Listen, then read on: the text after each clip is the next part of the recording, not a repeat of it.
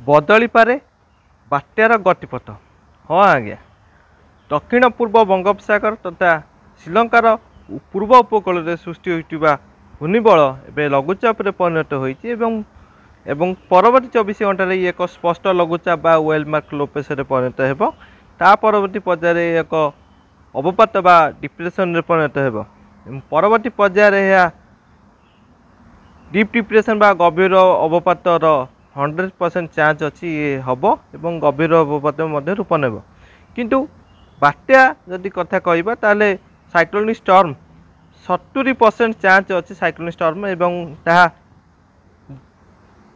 रही शुआऊँची जो सब कारक रही शुआऊँची बात्यार सृष्टि करने 70% चांस अच्छी जे ये एक बात्या सृष्टि हो बात्या सृष्टि हो जाए। ता सहित जदि कहबा यार गतिपथ एवं व्यापक भाव में परिवर्तन घटवा लक्ष्य देखा मिलूँ जहाँ रही ये श्रीलंका उपकूल पाखापाखि आसला धीरे धीरे यह उत्तर दिग को मुहाइबार संभावना रही जहाँफल ये चेन्नई पूर्व एवं नेल्लोर दक्षिण दक्षिण पूर्व पाखापाखि ये केन्द्रीभूत हो 27-28 तारिख बेलू से एक बात्यार रूप नहीं सारी से समय यह टिके अधिक शक्तिशाली हो साइक्लोन स्टॉर्म रूप नहीं किंतु टिके अधिक शक्तिशाली से 10 ରୁ 12 घंटा से समुद्र गभीर समुद्र रही संभावना रही तापर सी दिग परिवर्तन कर संभावना रही हुए तो ये चेन्नई रे लैंडफॉल चेन्नई पडुचेरी पाखापाखि लैंडफॉल करें पश्चिम दिग को जाकि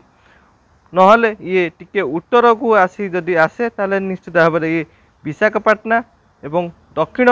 ओडिशा रे एक प्रभाव पकई पारे से आड़ को यह गतिपथ रही पारे। तृतीय जदि कथा कहबा ताले ये बांग्लादेश कि म्यांमार आड़ को गति करें। तो हठात जो गतिपथ परिवर्तन जो देखा मिलूँ एक 26 तारिख रु एक बड़ पश्चिमा झड़ जहाँ रही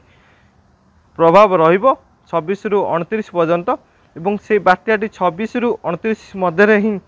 ये कोटी लैंडफॉल कर संभावना रही जेहेतु 26 ରୁ 29